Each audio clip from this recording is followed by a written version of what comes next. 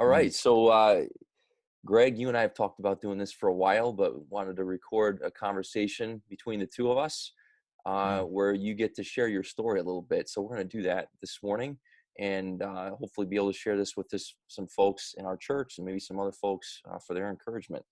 So let me just say, just get us started. We met years ago, quite a few years ago now. I don't remember exactly how many, but it's going to be at least 4 or 5 years ago, not more. Probably 15, yeah. I mean, 2015. 2015. Oh, 2015. Okay. Yeah. I thought you were going to say like it was actually 4 or 5 years ago, but it feels like 15 years ago. It feels Yeah, like it does. Yeah, 30, something like that. Right. Yeah.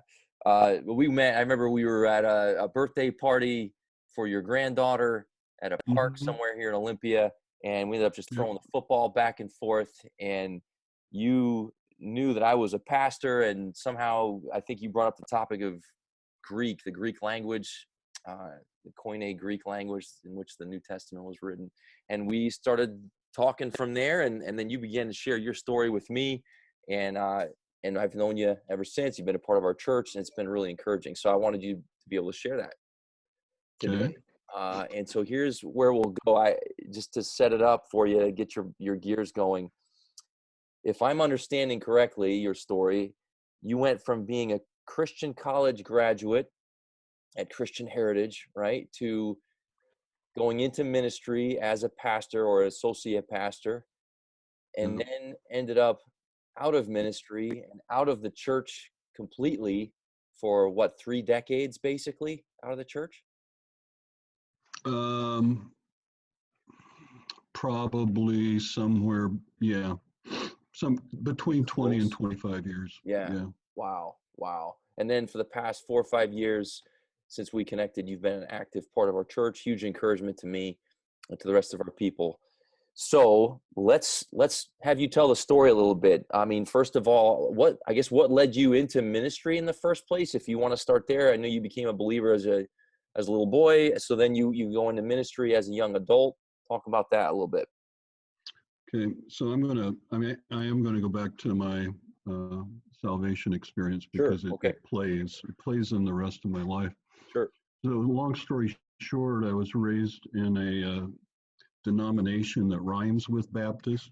I won't say what it was, and was used to, my earliest memories are our church. We went to church every Sunday night. And within that framework, there's always an altar call. They're very, the Baptist denominations are very evangelistic in their sermons. There's always an altar call for anybody that wants to receive Christ, rededicate their life. I mean, Right. So I remember that and was aware of it and was aware of what was going on. So somewhere around the age of 6, I was always allowed to, we didn't have children's church, so I was always allowed to play in the pew as long as I played quietly. I can remember being taken out a number of times because I violated that rule. But so I really didn't pay attention to the sermons that much. As long as I was quiet and drew or played, everything was cool. So I remember specifically sitting in the pew and there being an altar call, which I was used to. And also parenthetically, we really didn't have any type of religious observance at home. We prayed before meals, and that was about it. So I know other folks that grew up in those backgrounds where there was always this emphasis within the household of you need to get saved. I never heard that. Okay. So there was none of that pressure playing in the background. So this specific morning, I became aware at the altar call as we stood up to sing probably 32 verses of Just As I Am. That was the best hymn for that purpose, man. Yeah, and just put it on a loop. It's eventually somebody will come down just to make this song end. So yeah. So we've joked about that. There's 3 guys in the back going, man, we'll never get out of here unless one of us go down. Right. The one guy says, I went down last week and my wife's kind of wondering about me. So it's your turn. Yeah, you go.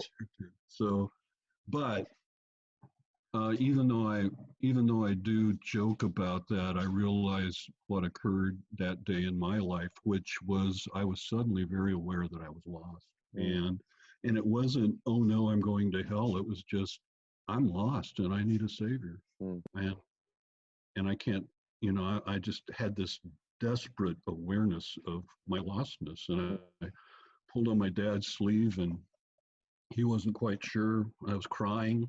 He wasn't quite sure, and so we went down, and I received Christ that morning. And I came away as a 6-year-old with a very strong awareness that something had changed in my life. That I probably couldn't have voiced it this way, but I had met God in such a way that it changed my life mm, and my understanding of who I was, who He was, and what my eternity was. mm, So, and it kind of typified it in something like, I went home. I used to pray before I went to sleep. I was taught, mom and dad taught me. Now I lay me down to sleep. I pray the Lord my soul to right. keep. If I should die before I wake, I pray the Lord my soul to take. I laid down on my bed, and we didn't do that. It wasn't a family thing. Go in, say your prayers, go to sleep. I laid down on my bed, and I thought, I don't have to pray that because I'm going to heaven. Mm, So I had this real strong assurance that I can only typify as the Spirit of God bearing witness with my spirit that I was His child. yeah. So let's fast forward. So I grew up in that church. There really wasn't a dynamic other than that I was aware of in my growing up teenage years, other than a real need to evangelize. Soul winning Mm-hmm. was a big issue. Um, so church was just something you did on Sundays, basically. I mean, we went, we heard a salvation message, and went home. So not much deeper teaching than that. Um, so fast forward, went in the service, spent 3 years in the service. Mm-hmm. While I was in the service, I started thinking about my faith, my belief system, and thought, so if this is real, it has to have more of an impact than how I spend 4 hours on Sunday. And I really wasn't quite sure what that was. So I was sent to a military school in Alabama. And all this time I was thinking, what is this relationship with God? How does that work out practically? How is that in Mm, practice? And while I was there, I was billeted in a condemned dorm on one of the local universities. The Army taking care of us, putting us in a condemned dorm for cost savings. So I was out walking around, doing a little bit of praying, just talking to God, mm. and I came in contact with this fellow who was running the campus ministry there. Mm-hmm. It was a parachurch organization. Is it like Campus Crusade or one of the bigger, No, well-known it was ones? an independent. This was Okay. in the South, so there are Okay. a number of independent Yeah. parachurch organizations Okay. down there. And his just happened to be, he had assumed a couple of the campuses within a 200-mile radius of him where there wasn't really an established ministry. There was some Campus Crusade material, Mm-hmm. maybe a hierarchy within the student body that kind of rotated as people graduated, but no real leadership, no real outside Bible studies, discipleship, those kind of things. So anyway, ran into him. He recognized my haircut as being military, and he invited me. And that uh, interaction, number one, led to me meeting a person that would become the mother of my children. Mm-hmm. Number two, I saw this real dynamic excitement among people kind of my age Mm-hmm. group that were looking at things. I had never heard the word discipleship to my knowledge. So I thought that was interesting. Here's somebody that's plugging it in other than Sundays. So that was really close to me getting out.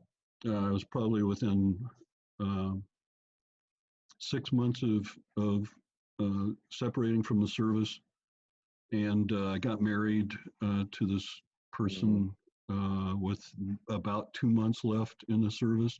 Okay. And then it was a question of what I was going to do with my life. So I really believed that, I had a grandfather who was a pastor in the 20s and 30s, and probably 40s and 50s. But he started back then, and he did a rotation in this little rural area. So he had 3 churches that he was pastoring, and he rotated through those each Sunday. One church, next church, next church. Mm-hmm. So, and he was a magical figure as far as I was concerned, and I always uh, idolized him with a small I. And if you'd asked me when I was little what I wanted to be, I wanted to be a preacher because Huh. that's what my grandpa was, Yeah. Hmm.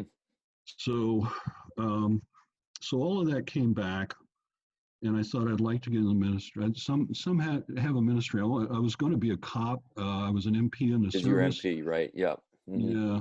And I did that so I could be a cop, and I did that so that I can make a difference in people's lives. Mm-hmm. I wanted to make a difference in the community and in people's lives. So that transferred or segued in my life to saying, I could probably do that a lot better in the ministry. Mm-hmm. So long story short, through a series of circumstances, I came across Tim LaHaye Mm-hmm. at a family life seminar, and he had just started a little college called Christian Heritage Yeah. College just outside of San San Diego. Diego. Yep. Yep. Mm-hmm. Yeah, and they had a degree in biblical psychology that uh, began to prepare people for church counselors. A church counselor, a pastor of counseling position, and this is fairly new. This is like 1976. Yeah. So It's the year I was born. Just throwing that yeah, in but there. see, so I show you. It says it's a long time ago. Yeah. Uh, look at the face over there. There are wrinkles. See those laugh lines? That's right, Um, man. yeah. See, you can tell he has laugh lines. I just have lines. They all run together. I'm getting So there. my it just drew me. That just spoke to me. Yeah. So I started to pursue that. I think we saw him in the spring of 1976, and I was enrolled for that school year. So I stuffed 4 into 3 Mm-hmm. by going year round and taking a heavier load so that I could get out. Yeah. I was already 22, 23 years old. I didn't want to spend 4 years of school. Yeah. Right. Right. Right. So I want to get out and get on with it. Right.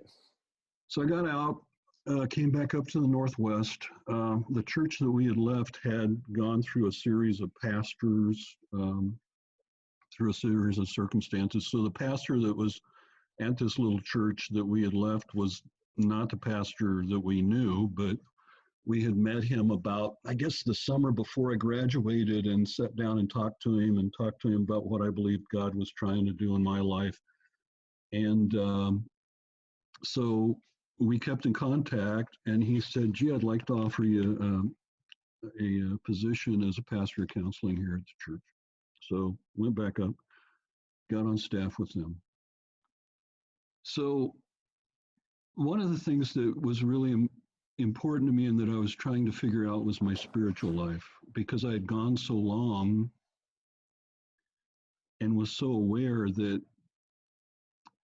my church experience had not met that. I learned how to get saved every week. Mm-hmm. So, Mm-hmm. so like I say, there was more to it. Now, when I got down to Christian Heritage, I found out that there was a lot of information, a lot of theology, um, a lot of knowledge that I wasn't aware of, and that there were avenues to getting that knowledge that I didn't know existed, as in Koine Greek. Mm-hmm. The original languages, Hebrew, Aramaic, Greek. So there was all of this resource that I believed would help me in my spiritual growth. Right. And looking back at it, I think that I associated knowledge with spirituality. I was trying to figure out how to That be, sounds familiar. Yeah. yeah, I was trying to figure out how do I become conformed to the image of Christ, or know that I am being conformed to the image of Christ. And I thought, well, I guess, I've been told that a big part of that is prayer and Bible study. So, man, I hopped into the Bible study aspect because I knew I was comfortable with prayer life. Mm-hmm. Um, at least what I understood to be prayer life at the time. So, Mm-hmm. so I went on staff. Through a series of circumstances, that fellow left the job. I also started, and it was basically, they call themselves independent, Baptistic in doctrine, independent in fellowship. Right. So, Right. so, but still, it just, yeah, and the church was growing. When I got there, it was probably around 300 at the time that I left. Even though there's some segue there because the other pastor left, but right in there we were running about 600, running three uh, Sunday morning services. Services. Yeah, Yeah. Hmm. yeah. So, Hmm. And that and was, I was, Greg, that was where, did you say, was that in the Northwest or that was in the South? Where was that yeah, church? no, that was in Kent, Washington. It was in Kent. Okay. Wow. Yeah, because I Okay. had come up here for about a year after I got out of the service, trying to figure out how to get in this ministry thing. Mm-hmm. And nobody wanted, with a love of God and a 4-year degree, you can serve him here. Right.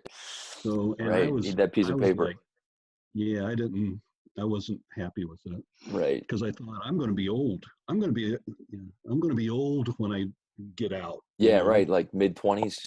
Yeah. Yeah, yeah. And I had a guy, Denny Fountain, played a big role in my life. He said, "How old will you be if you don't?" I was like, "Wait, let me do the math." Oh, okay. So, um, so yeah, I was also doing a lot of preaching. This fellow before he left had started kind of his own little business. He had wanted to be an interim pastor there, and had Mm-hmm. fallen into like 2 years Mm-hmm. of pastoring, and he was ready to go. And so he was traveling, doing seminars in other churches on weekends, and so I took over the preaching, and that made me even more serious about trying to figure out my own spiritual life. Mm-hmm. Here I am standing before a congregation, and I just needed to know I was standing in the right place, Mm-hmm. spiritually. So. Mm-hmm. Um, Started to have some discussions prior to that because his leaving took about 6 months, and he hadn't announced it. But so I thought we were in an ongoing process, and I started saying, "Hey, what's our philosophy of ministry? Seems like seems like it's been the kind of classic evangelism. Where are we going? How do we build relationships? Because we were growing, but we were kind of swelling. Right. There People were wasn't coming, but you didn't feel like people were really necessarily connecting. Yeah. no. Yeah. So, and my thought was at that time even that in some ways I was trying to put myself out of business because at any point, um, I could drop dead, or we could Right. fall under some intense persecution, and these people needed to know how to function as a Right. body Right. without looking to the pulpit. So, Right. so Now, depending exclusively on the pastor, which even though I'm sure people would say they don't intend to do that, and that's right, not the model they're subscribing to, nevertheless, that's what ends up happening, right? I mean, just yeah, human yeah. psychology, that's just where we go. We become followers of a person, right? Followers of a man. So sure. Yeah. And sometimes even a schema, which is kind Right. of a blueprint. So if you do Right. have a big discipleship program, that's based on data, what do you do when you hit book 6 and there's no book 7? Right. or Right. if you're in, or if you do fall under persecution when you don't have any books at all. You know, I only got through book 2.5. You know, the Right. church is Right. doomed. You know, so Right. so Right. anyway, so I also started to talk about this with other pastors, and I kind of got the, you know, what are you getting at here, Greg? Mm, Well, I just mm, told you what I was getting at. Yeah, but mm, what are you? So mm. so there was some conflict between me and folks that I thought were my friends. Conflict in use Yeah, conflict? Is that what you said? conflict In the and church? That's a strange yeah, it's a concept. surprise. And there Weird, were right? Huh. politics. No, Politics. get out of I here. I was I was idealistic and I was actually shocked. I was like, Yeah. No, hey, I remember that feeling too. Yeah. The first few yeah, times I experienced church conflict and church split, it's, yeah, you don't think that's supposed to happen in the church. Everyone's supposed to be happy and nice and get along, right? yeah, we're all spiritual, right? I mean, we Turn, come every Sunday and you know, yep. Turns out not so much, but go ahead. I've Yep. rededicated my life 25 times. There can't be anybody more spiritual than me, you know? I mean, Exactly. doing my thing. Um, yeah, so when he left, I tendered my resignation because I thought it was the honorable thing to do rather than put the board in a position as to, you know, asking or hoping or, and a lot of times when pastors come in, they're like a big broom, you know, they sweep out everybody that was there All anyway. right. So I saw it as, Yeah. it's going to Time happen. to go. Yeah. You know, so I tendered my resignation and they accepted it before I even got it out of my mouth. It's like, you know, I came to yes. We were really hoping you'd say that. Yeah. I mean, Then, yeah, it yeah, appears through our own prayer and private meditation that God is moving you elsewhere. Yeah. yeah, let us pray about that for a minute. Yeah. Yeah. Okay. God just confirmed it. That's right. You're supposed to go. In fact, you'll find your office out on the sidewalk. Yeah. So could you get it out of there, Lo and please? behold, it's already taken care of. It's already Yeah. been cleared out. Wild, huh? Yeah. So, Now, how many years have you been married at that point, Greg? well, I got married in 76 and this was 85. Okay. And so do you have all three of your kids at that I have point? all three of my kids. All three of Yeah. them. Okay. Yeah. All right. So, Okay. And then, and I'm looking here because of our parameters or time parameters, we've probably got another 10 minutes. okay. And this is for me, the most important part of the conversation almost in terms of being helpful to other people, Sure. um, which is kind of like what played out and what played out in your marriage and in your family. And then what impact did that have on your view of God? Sure. So, out of work, Yep. not real sure that I'm a Baptist anymore. You know, not really fit because of Yeah. the Yep. stuff. So I thought I just need to get my uh, philosophy of ministry squared away. Okay, so didn't seek another position anywhere. Found a job at Boeing. Started work at Boeing. Figured I'd you know figure that out. So uh, stayed at Boeing because I found myself being less and less a denominational guy, Mm-hmm. and kind of using a bad word, evolving in my Mm-hmm. understanding of who God was, who I was, etc. So, um, 89, still going to church. 89, the kid's mom has an affair Mm. and tells me that she's leaving and Mm. tells me she's taking the kids with her. Oh. So big shock. Um, and how that fell out is I went ahead and fought for the kids, fought for, um, because she was leaving the state. I didn't want to be a distance dad. So Mm. got the kids, Mm.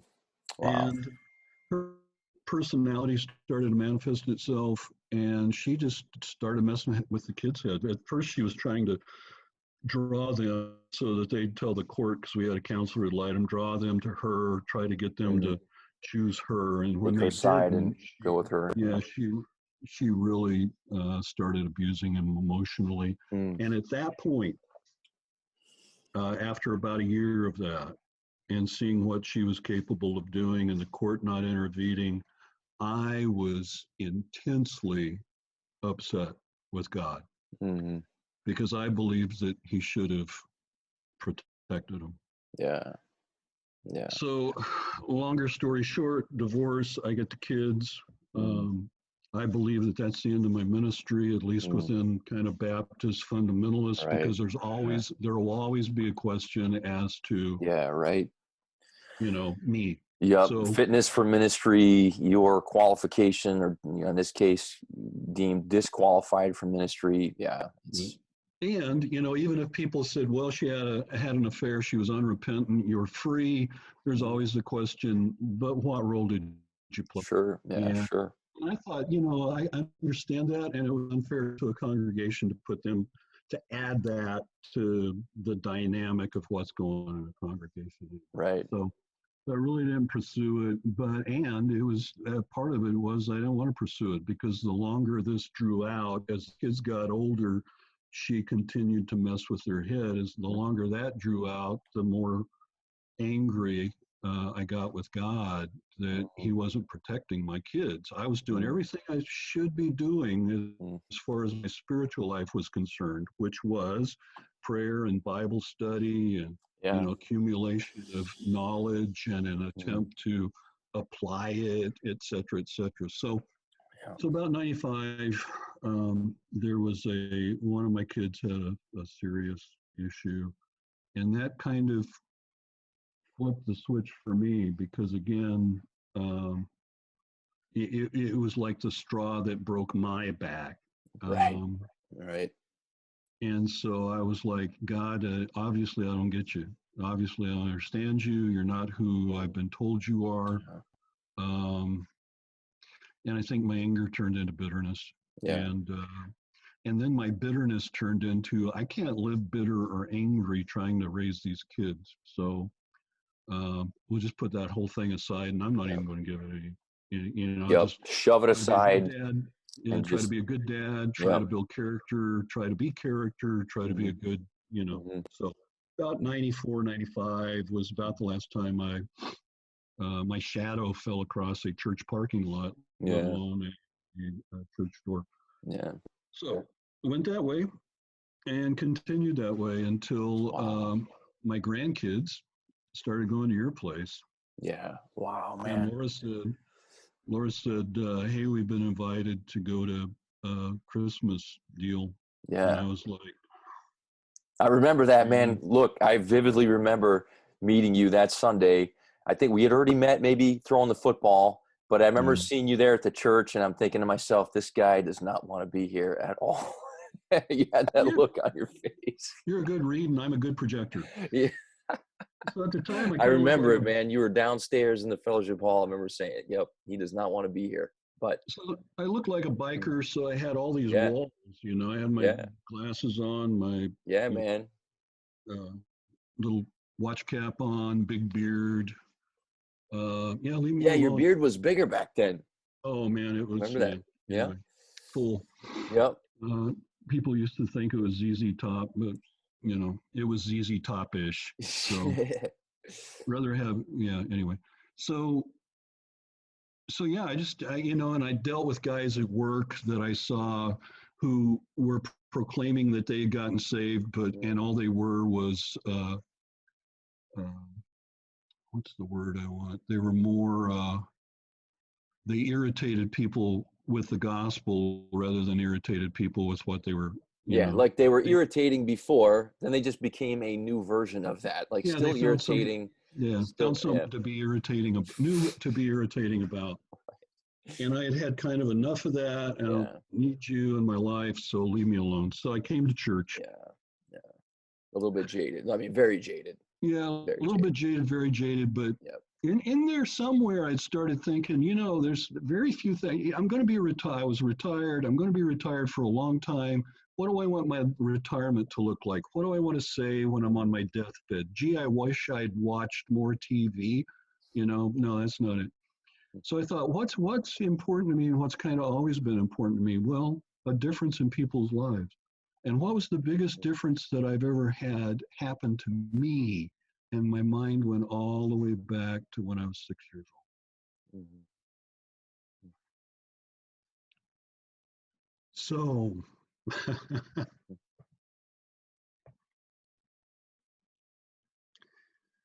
and all the time that I was bitter, and all the time that I pushed God out of my, I got a diagnosis of cancer in 2010, Yeah. and went through chemo, and never once was I worried about whether I was going to live or die or what my Yeah. eternity was.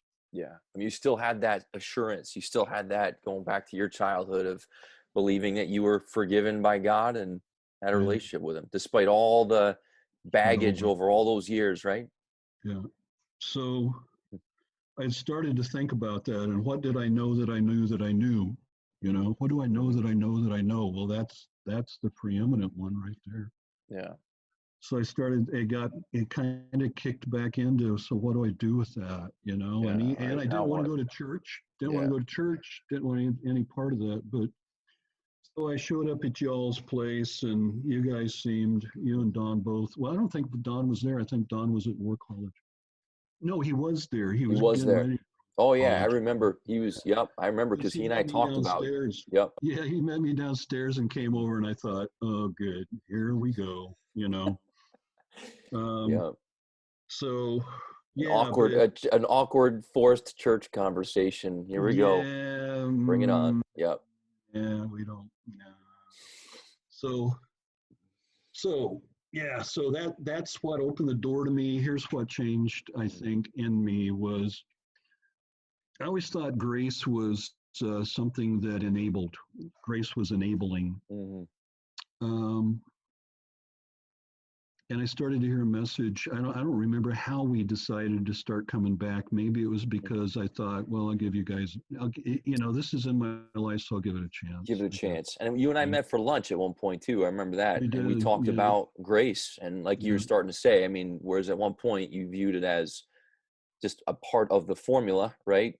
yeah, By which you accessed enablement to live a better life. But yeah. as you like to say, that works until it doesn't. Doesn't, yeah, because that's not what it's made for. Mhm. God's not sitting around waiting for somebody to enable. Right. Right. He exercises from the foundation of grace in all of our lives. He moves from that place. He moves from that place. We don't. Right. He I mean, it kind of gives us. calls into question like the how we even define grace, right? Because I think one way we tend to define it still involves our own contribution, ironically, and that right there, that right there actually undermines the actual accurate definition of grace, which is that it is all of God and undeserved, and it is Him giving and us Yeah, receiving, not yeah. some kind of transaction, or like you like to say, a schema, right, by which we attain Some what we're kind of blue. after, Yeah, some kind of blueprint that we can follow. Plug A into B, and you right, get C. You don't. right, That's right, not how it's. That's not how it was meant to be made. right. Um, yeah. So the more I found out, the more I heard that story, that good news, and the more I understood that who I am before God, which is completely and utterly dependent, just like I started my spiritual life, Yeah. I realized what a freeing gospel and God that is, Yeah. because it's no longer based on my merit or the merit of my actions or the merit of my orthodoxy of belief. Yeah. Or Um, your orthopraxy of practice, right? right. Yeah. Yeah. Yeah. And and some of the stuff that I was upset about God with got answered in those, Hmm. in just His grace. Yeah. Um, Yeah. so that was my spiritual journey. I have found that I've had a number of crises in my life since, uh, involving loved ones, and I have found that God is faithful and righteous and just. If I can trust Him for my eternity, I can trust Him for my right now. Now that may be a struggle on my part, but Oh, I sure, always man. come I always Yeah. come back to, in moments of clarity in the middle of that struggle, or Hmm. in moments of clarity after that struggle subsides. that he is faithful and righteous and just, and that I can trust him, and that it's not based upon my right response. Yeah. In fact, Yeah. he builds that right response into me all by himself, you Yeah. know. And the fruit of Greg's right response is love, joy, peace. That's not what that verse says. Yeah. It's the fruit of the Spirit is love, joy, peace, long Yeah. suffering, gentleness, goodness, faith, It's so meekness, liberating, self man. It's control. that idea that God has us, not that we have him. And that sounds strange, counterintuitive in some ways, but it's our greatest hope. Yeah, So listen, we have to close it there, Greg. I think we're about out of time. This is going to force us off here. But great talking with you, man. This will maybe be part one. Maybe we can come back on, do this again soon, and share more, because I feel like we're just starting to get into the really good stuff. Although your story is great all the way through, and it's important for setting the context. But in terms of who we believe God is, and that's what gets real exciting, just kind of scratching the surface. So, all right, man, good talking with you today. I'm going to cut this off for now. We'll plan to get together again on here soon, okay? love you. Okay, love you too, man. See ya.